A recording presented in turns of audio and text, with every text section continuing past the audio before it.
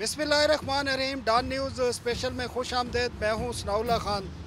नाजरीन, बजट पर अमल दरामद शुरू हो चुका है और तमाम सेक्टर्स में नए टैक्सेशन की वजह से शोर शराबा भी है, लोग एहतजाज भी कर रहे हैं।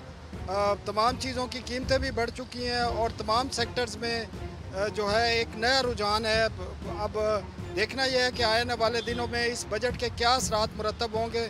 ख़ासकर डेवलपर और प्रॉपर्टी के सेक्टर में नए टैक्स आए हैं। पहले भी बहुत सारे टैक्स थे जिसमें 7 ही है, नॉन फाइलर और फाइलर पर डिफरेंट टैक्स हैं। लेकिन अब जो प्रॉपर्टी बेचने के हवाले से भी कुछ टैक्सेशन आए हैं। हमारे साथ एहसन मलिक साहब हैं जो इस कारोबार से भी वाबस्ता हैं। इसके अलावा वो एनालिस्ट भी हैं। इसके अलावा रीट मैनेजमेंट कंपनी के जो चीफ़ एग्जीक्यूटिव हैं सग़ीर मुश्ताक साहब भी हमारे साथ मौजूद हैं। तो पहले हम एहसन मलिक साहब से पूछते हैं कि जो नए टैक्स आए हैं इस सेक्टर में उनके क्या असरात मुरतब होंगे इस सेक्टर पर। आया कि क्योंकि जो प्रॉपर्टी और जो डेवलपिंग का कंस्ट्रक्शन का जो बिज़नेस है इससे 60-70 इंडस्ट्री वाबस्ता है। अगर वो इंडस्ट्री बंद हो जाएंगी तो बेरोज़गारी भी बढ़ेगी और मुल्क में जो GDP के टारगेट्स हैं वो भी पूरे नहीं हो सकेंगे। एहसन साहब, बहुत शुक्रिया। एहसन साहब, बजट जो आया है वो IMF के कहने से ही आया, सबको पता है। तमाम प्रपोज़ल उन्होंने बनाई है। जो प्रॉपर्टी का बिज़नेस है या डेवलपमेंट है या कंस्ट्रक्शन है उस पर क्या असरात मुरतब होंगे? बिस्मिल्लाहिर्रहमानिर्रहीम। सनाउल्लाह साहब, बजट तो जैसा तैसा बना लिया, IMF के प्रेशर में बनाया या अपनी नालायकी से ये पेंट किया गया बजट। मुझे सबसे बड़ा प्रॉब्लम जिस वक्त हम देख रहे हैं कि 12 जून को बजट पेश हुआ है, आज 5 जुलाई है।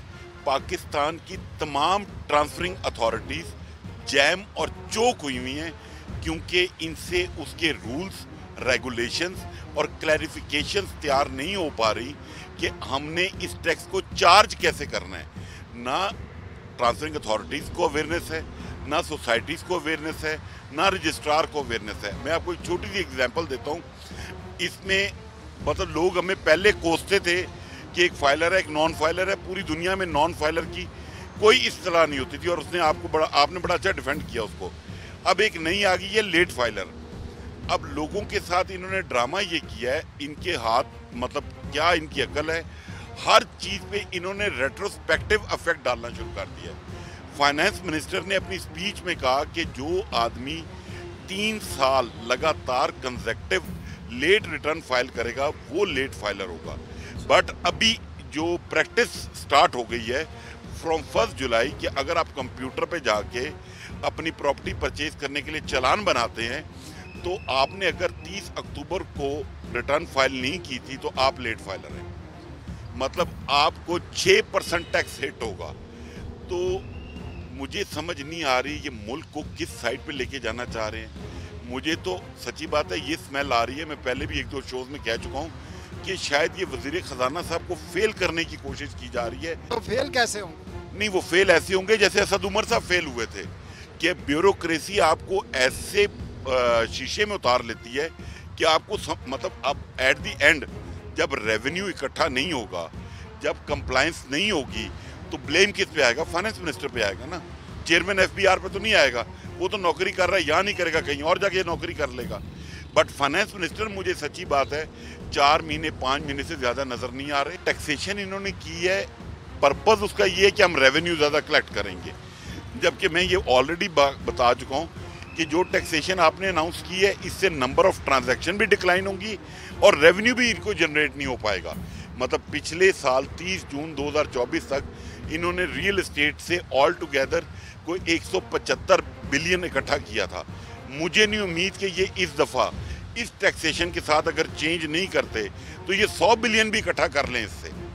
और उसके अलावा जो इकोनॉमिक व्हील रुकेगा, अनएम्प्लॉयमेंट बढ़ेगी, वो उसका जो प्रेशर होगा वो एक अलग प्रेशर होगा इस गवर्नमेंट के ऊपर। ठीक है, थैंक यू।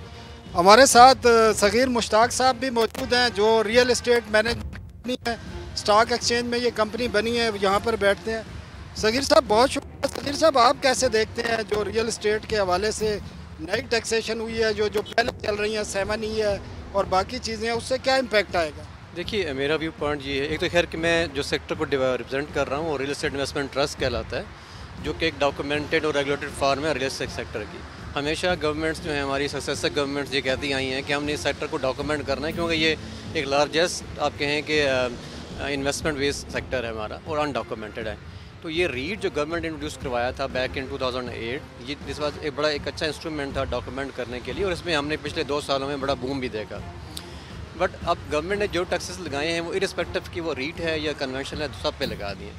तो मेरा भी पॉइंट्स में ये है कि आप किसी भी चीज़ को जब आपने टैक्सेशन कलेक्ट करनी है या डॉक्यूमेंट करना है तो आपको इनकरेज करना होता है इन्वेस्टर्स को कि उस साइट पे आएँ, ना कि आप एंट्री बैरियर्स जो हैं वो लगाना शुरू करते हैं। तो अनफॉर्चुनेटली इसमें भी लास्ट फाइनेंस एक्ट में भी जो कुछ अमेंडमेंट्स की गई थी, इससे हमारे इस सेक्टर को जो डॉक्यूमेंटेड सेक्टर है उसको भी हिट हुआ है।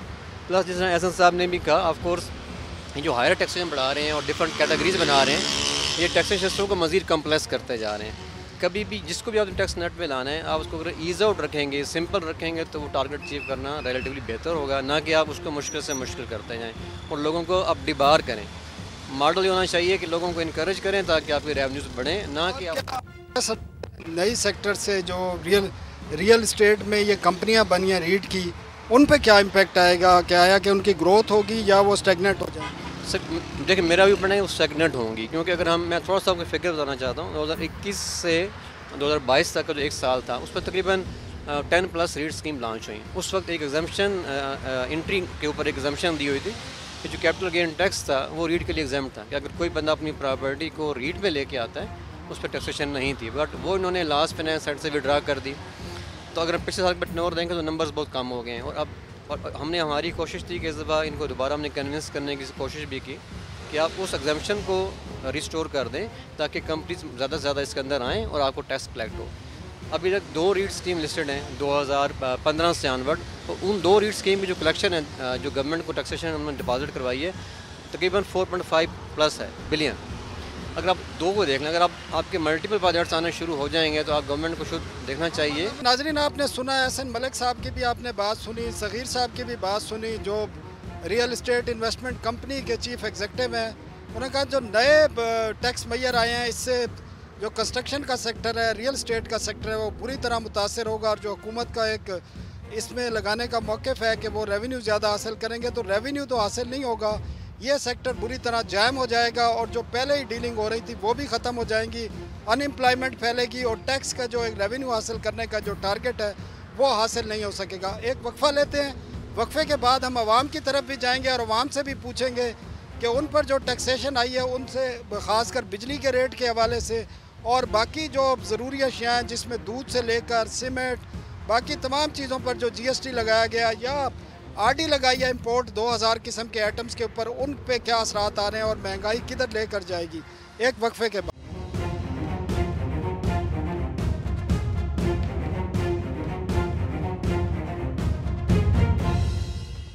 जी, शहबाज राना साहब भी हमारे साथ मौजूद हैं, इकनॉमिक के अच्छे रिपोर्टर हैं। तो बजट को इन्होंने काफ़ी करीब से भी देखा है और इन पर काफ़ी इन्होंने लिखा भी है और बोला भी है। राना साहब बहुत शुक्रिया। राना साहब, हमें सिर्फ मुख्तसरन बताइए कि इस बजट का इम्पेक्ट तो आना शुरू हो गया है और मज़ीद कितना इम्पेक्ट आएगा, और लोग जो बिजली के बिलों से, खाने पीने की चीज़ों से, बाकी चीज़ों के टैक्सेशन से, हाइपर टैक्सेशन से तंग है, मज़ीद उन्हें क्या क्या बर्दाश्त करना पड़ेगा? देखिए, जो जिस किस्म का ये बजट आया है उसमें आपके दूध के पीने से लेकर, अगर किसी ने घर बनाना है तो उसके लिए जो सीमेंट इस्तेमाल होता है, अगर कब्रिस्तान की दीवार है तो उसमें भी सीमेंट इस्तेमाल होता है। आपके इस्तेमाल की कोई भी चीज़, अगर आपने मुर्गी ख़रीदनी है तो मुर्गी की खुराक के ऊपर, अगर आपने दूध पीना है और जानवर जो चारा इस्तेमाल करते हैं उसके ऊपर टैक्स, तो जिसकी वजह से आपकी जो हर एक किस्म की जो चीज़ है वो महंगी होना शुरू हो गई है। आपने देखा कि इसी हफ्ते जो दूध बनाने वाली कंपनियां हैं उन्होंने अपना जो पर लीटर कीमत है दूध की, तो उसमें 60 रुपये से 70 रुपये या 75 रुपये फ़ी लीटर भी, जो ऑल पर्स ने किया 75 रुपये फ़ी लीटर कीमत बढ़ा दी उन्होंने। इसी तरीके से जो सीमेंट बनाने वाले कारखाने हैं उन्होंने सीमेंट की जो कीमत है उसमें इजाफा कर दिया है। अभी जो दूसरे कुछ प्रोडक्ट्स हैं, ख़ास तौर पर जो आपकी फ्लोर मिल्स हैं जो आटा आपकी बनाती हैं गंदम से, उन्होंने भी कहा कि जो टैक्स मेजर्स आए हैं उसकी वजह से जो आटा है उसकी कीमत में तकरीबन 5 से 9 रुपये फ़ी किलो इजाफा हो सकता है टैक्सेस की वजह से।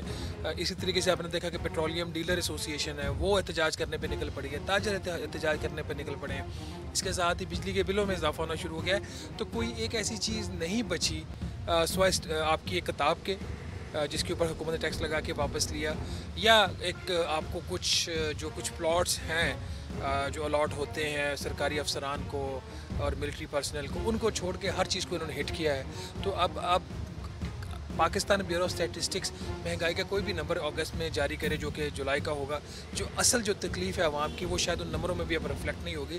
तो इस वक्त जो सूरत हाल बन रही है वो काफ़ी एक आप कह सकते संगीन किस्म की महंगाई की सूरत हाल बन रही है। और इसमें जो वरीसाम आस्पेक्ट है वो ये है कि हुकूमत को एहसास नहीं है कि उसने कितनी हैवी टैक्सेशन कर दी है। सियासी हुकूमतों को एहसास नहीं होता, आप समझते हैं? देखिए, अगर सियासी हुकूमतें खुद बजट बनाएं तो उनको एहसास हो ना। सियासी हुकूमत जो होती है वो वज़ीर ख़ज़ाना बाहर से लेके आ जाती है। सियासी हुकूमत होती है वो अपना काम जो IMF के ऊपर छोड़ देती है। सियासी हुकूमत जो है अपना काम ब्यूरोक्रेसी के ऊपर छोड़ देती है। तो जब सियासी हुकूमत आराम से बैठ के मज़े लेगी AC के अंदर बैठ के बंद कमरों में, तो फिर इसी किस्म के बजट्स बनेंगे ना। तो फिर सियासी हुकूमत तो ना हुई, फिर तो ये बैंकर्स का बजट हुआ, ब्यूरोक्रेसी का बजट हुआ और IMF का बजट हुआ। आप कहाँ देख रहे हैं महंगाई को? जब अब बिजली के रेट जुलाई के भी बढ़ेंगे, बिजली का इम्पैक्ट भी आ जाएगा, तो जुलाई में इन्फ्लेशन कहाँ देखें? देखिए, इंडिकेटर के बारे में कुछ नहीं कहा जा सकता। मसला ये है कि जो पाकिस्तान ब्यूरो स्टैटिस्टिक्स है वो तकरीबन 700 के करीब अशिया जिनकी वो कीमत को वो मॉनिटर करता है। वो पूरा वो इंडिकेटर नहीं है आपकी मार्केट का। वो इंडिकेटर जो अभी आपको पता है कि 12.6% जून में आया है, ये यहाँ से बढ़ेगा, कितना बढ़ेगा, कहाँ तक जाएगा, फौरी तौर पर कुछ नहीं कहा जा सकता। लेकिन जो अब इंडिपेंडेंट एस्टिमेट्स आ रहे हैं कि हुकूमत का जो सालाना हदफ है इस नए माली साल का 12%, उससे तो महंगाई कहीं कहीं ज़्यादा होने जा रही है। नाज़रीन, ये थे शहबाज राना साहब। अब मज़ीद आगे बढ़ते हैं, मज़ीद कुछ चैम्बर्स के लोगों से भी हम बात करेंगे और आवाम से भी बात करेंगे। जी, हुकूमत ने जो दरामदी अशिया हैं उन पर भी RD लगाई है तकरीबन 5% से लेकर 90% तक। और हमारे साथ चाइना के एक बड़े इंपोर्टर मौजूद हैं, बल्कि पाक चाइना बिज़नेस कम्युनिटी के जो वाइस चेयरमैन है शौकत अली साफ़ी, वो हमारे साथ मौजूद हैं। साफ़ी साहब, बहुत शुक्रिया। साफ़ी साहब, ये बताएं, बाकी तमाम चीज़ें तो महंगाई हो रही हैं, जो इम्पोर्टेड अशिया हैं उन पर भी हुकूमत ने RD लगा दी है 1 जुलाई से, तो इसका कितना इम्पैक्ट आएगा इन अशिया पर? और कितनी अशिया हैं? ये कोई 2-2.5 हज़ार अशिया हैं? पहले सनाउल्लाह भाई आपका शुक्रिया। पहले तो मैं आपको बताऊं कि कारोबार, कौन सा कारोबार, कहाँ का कारोबार, किधर का कारोबार। इसमें मुझे शेर अफजल मुरवत की एक बात याद आती है कि कारोबार तो बढ़ गया, कारोबार बिल्कुल ख़त्म हो गया। इस वक्त जो RD इन्होंने लगाई है हज़ारों एशिया पे 55% तक। पहले हम इंपोर्टर जो थे, जो चाइना से इंपोर्ट करके माल लेके आते थे, हमारी ये सूरत हाल थी कि पहले हमारा गुजारा नहीं होता था। अभी तो इन्होंने हमें मार दिया है, ख़त्म कर दिया। हमारे पास अभी कुछ भी नहीं रहा। जो हमारा पहला कारोबार था 8-10 साल पीछे जब हम जाएं, तो उस वक्त अल्हम्दुलिल्लाह कारोबार भी अच्छा था, काम भी चल रहा था। आजकल बिजली के बिल, घरों के किराए, दुकानों के किराए और ये आगे ये टैक्सेस जो गवर्नमेंट लगा रही है, जो खुद अपने मराद बिल्कुल कम नहीं कर रही है। आप डेली बेसिस पे देखें कि मराद दे रही है अपने इदारों को, अपने गवर्नमेंट अहदेदारान को, और हमें रोज़ाना ख़त्म कर रही है। आप किसी भी आदमी से पूछे इस वक्त पाकिस्तान में कि पाकिस्तान में कारोबार करना है या मरना है, वो मरने को तरजीह देगा, कारोबार को तरजीह नहीं देगा। इस वक्त ऐसे हालात है पाकिस्तान में, तो बंदा जाए तो कहाँ जाए? ऐसा ये बताएं, ये चीज़ें कितनी महंगी होंगी जो RD लगी है? RD लगी है, अगर 1000 रुपये की चीज़ है तो वो ऑटोमेटिकली 1500 रुपये की होगी, या 55% जो लगा हुआ है तो 1500 रुपये की होगी है। अभी एक आदमी 1000 रुपये की चीज़ को लेते हुए 1 महीना सोचता है, तो वो 1500 रुपये की चीज़ कहाँ से लेगा? ठीक है साहब, बहुत शुक्रिया। ये इंपोर्टर थे बड़े, और पाक चाइना बिज़नेस कम्युनिटी के वाइस चेयरमैन शौकत साफ़ी साहब थे। इन्होंने भी कहा है कि RD लगने से ये तमाम अशिया महंगी हो जाएंगी और इनको इम्पोर्ट करना भी बड़ा मुश्किल हो जाएगा। हमारे साथ कुछ लोग भी मौजूद हैं, यहाँ पर पब्लिक भी मौजूद है। सर, क्या नाम है आपका? हाजी खान। हाजी खान साहब, जो ये नया बजट आया है और बिजली के रेट हैं और जो टैक्स लग रहे हैं, इसको कैसे देखते हैं? अब गुजारा हो रहा है आप लोगों को? नहीं, सही कहाँ गुजारा होगा, बहुत महंगाई है, दिन ब दिन बढ़ती जा रही है, कम होने का नाम ही नहीं ले रहे। और ये खुद अपने जो है फैसिलिटीज़ तो कम करते नहीं हैं और आवाम पे बोझ डाल रहे हैं, तो गुजारा तो नहीं हो सकेगा। बिजली का बिल कितना है? वो तो सर जो 4000 का आता था वो तो अभी तो 20,000 तक पहुंच गया है। यहाँ पर मौजूद हैं, एक बिल लेकर एक नौजवान खड़े हुए हैं। नौजवान तो नहीं है, क्या नाम है आपका? सखी बादशाह। सखी बादशाह, कितना बिल आया? सर, ये मेरा पिछले महीने का आया था 960 रुपये, और इस महीने ये 2 बिल मेरे इकट्ठे आए हैं 11,128 रुपये। अच्छा। ना मेरे पास AC है, ना मेरे पास कुछ और ऐसी चीज़ें हैं कि जिसमें मैं ये कहूँ कि ये बिजली का इस्तेमाल ज़्यादा है। टोटल 1 से 2 पंखे चलते हैं और बिल जो है ना ये है। अब हम बिल जमा करें, हम बच्चों को पालें, क्या करें? मुनीर खान साहब, आपने कितना बिजली का बिल जमा किया? बिजली का बिल पहले 22,000 23,000 रुपये जमा कराते थे, चलो हम तो फिर भी अभी लाखों में चला गया है। अभी क्या करें आप बताएं? लाखों में बिल चला गया है तो लाजमन बात है। तो आपके तेल के कुएं? नहीं, हमारे तेल के नहीं है, खुद ब खुद तेल हमारे से निकल रहा है। तो लोग यहाँ पर जो है महंगाई से तंग है। एक वक्फा लेते हैं और वक्फे के बाद फिर आवाम की तरफ भी जाएंगे और अजमल बलोच साहब हैं जो ऑल पाकिस्तान ताजर एसोसिएशन के सदर हैं, उनसे भी बात करेंगे एक वक्फे के बाद।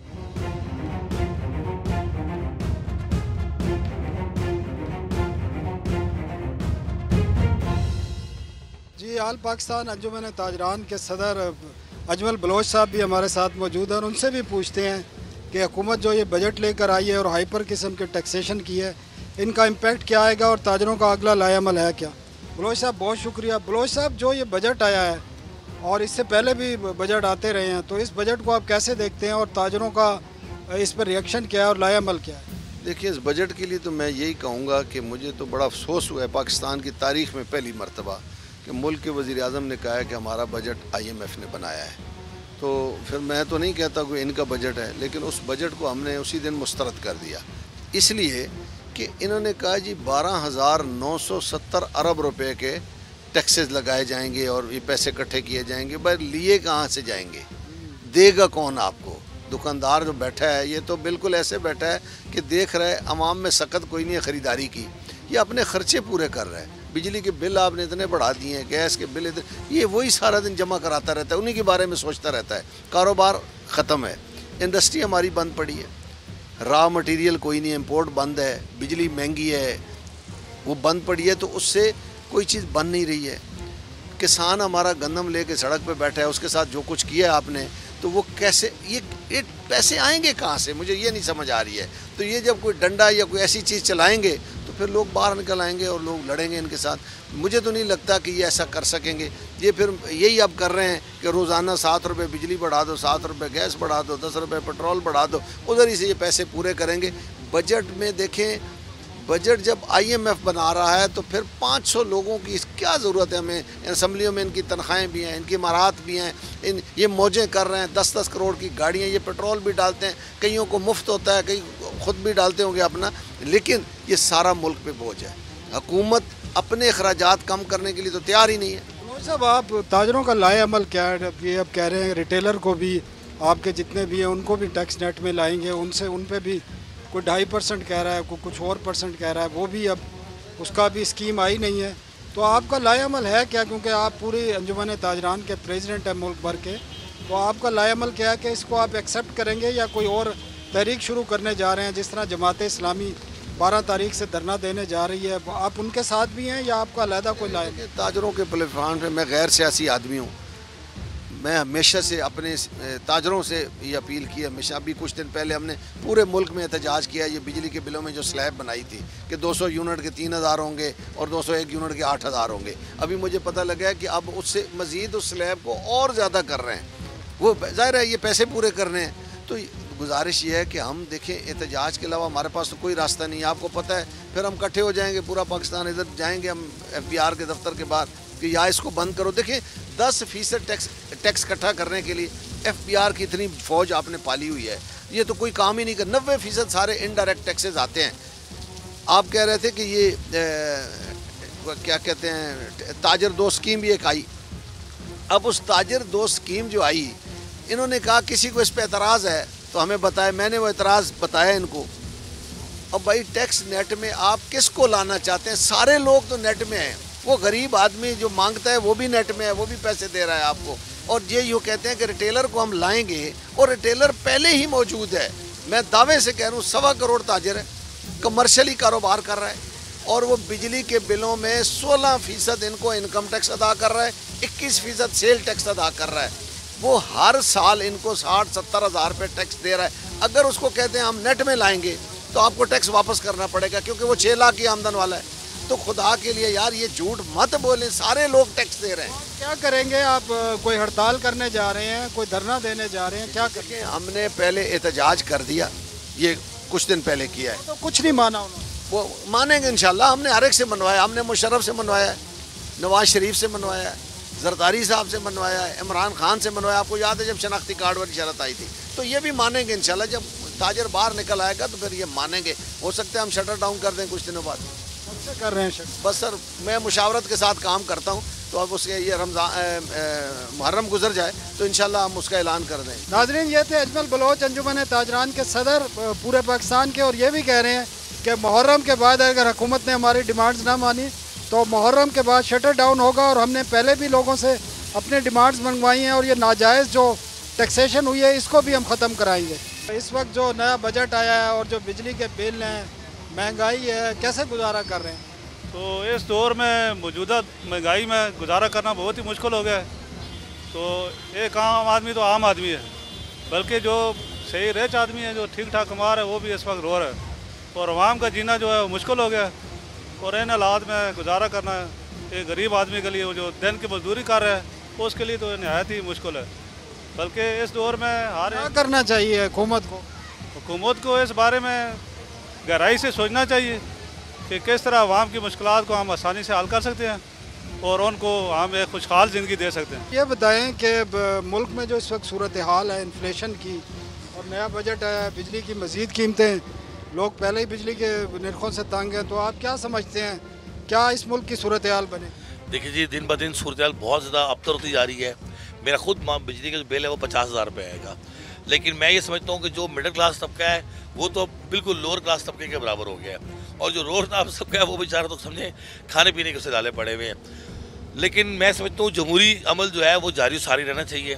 जारी बात है, नया बजट है, बजट के फ़ौरन बाद उसके असरात आने में टाइम लगता है। मैं समझता हूँ 3 महीने आवाम को थोड़ा वेट करना चाहिए, क्योंकि आपने देखा था कि बजट से पहले कुछ चीज़ सस्ती और थी। जैसे ही बजट हुआ है, इंक्रीज़ हुआ है, तो एकदम से यानी पूरे मुल्क में इन्फ्लेशन आ गया है। लेकिन मैं समझता हूँ कि आने वाले जो 3 महीने हैं, हमारे जो हमसाया ममालिक हैं वो लोग भी पाकिस्तान में फॉरेन रिजर्व भेज रहे हैं, और कुछ गवर्नमेंट भी अपने अखराजात अगर कम करे, मेरी सजेशन तो गवर्नमेंट को यही है कि जो गैर ज़रूरी अखराजात हैं, जो हमारे टैक्स के पैसों से जो लोग पेट्रोल फ्री जिन लोगों को मिल रहा है, जिनको टैक्स फ्री मिल रहा है, जिनको बिजली फ्री मिल रही है, फौरी तौर पर बंद किया जाए और उन लोगों को भी इसी लेवल पे लेके आया जाए जिस लेवल पे हम लोग रहते हैं। मलिक साहब बहुत शुक्रिया जी। एक शॉर्ट सी ब्रेक लेते हैं और ब्रेक के बाद दोबारा हमारा ये सिलसिला जारी रहेगा।